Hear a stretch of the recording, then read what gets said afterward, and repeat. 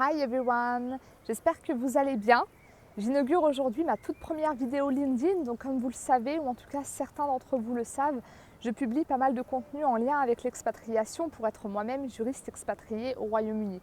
Donc jusqu'à présent, cela s'est toujours fait via des articles ou des podcasts, mais certaines personnes m'ont également demandé des vidéos, donc here I am.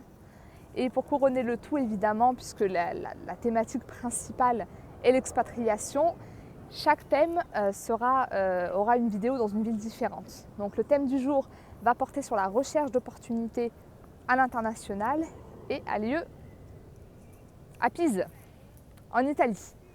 Voilà, donc si on reprend finalement le sujet donc de l'expatriation, j'ai posté plus de 80 opportunités dans 15 pays différents. Si j'ai pu le faire, ce n'est pas parce que j'ai des pouvoirs magiques, mais tout simplement puisqu'il y a une méthode assez simple et efficace que vous pouvez tous appliquer si vous souhaitez tenter votre chance à l'étranger.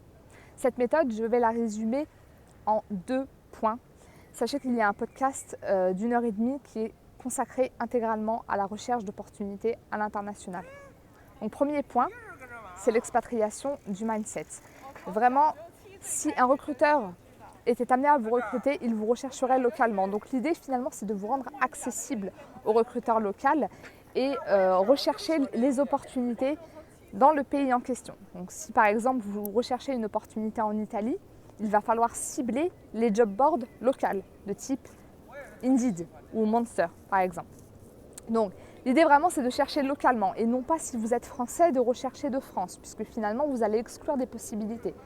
Ensuite évidemment selon votre profil et c'est finalement le deuxième conseil que je peux vous donner aujourd'hui, c'est votre façon de rechercher. Il va falloir diversifier les mots-clés. Donc là où si vous recherchez dans le juridique, l'idée reçue serait finalement d'utiliser juste le mot juriste ou legal. L'idée non, c'est de vraiment diversifier les mots-clés puisque finalement chaque pays a des appellations différentes pour désigner ces métiers-là. Donc vraiment essayer de diversifier les mots-clés au maximum.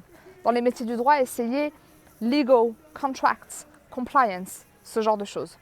Si vous recherchez un stage, évidemment, essayez d'ajouter des mots de type work experience, work placement, internship, etc.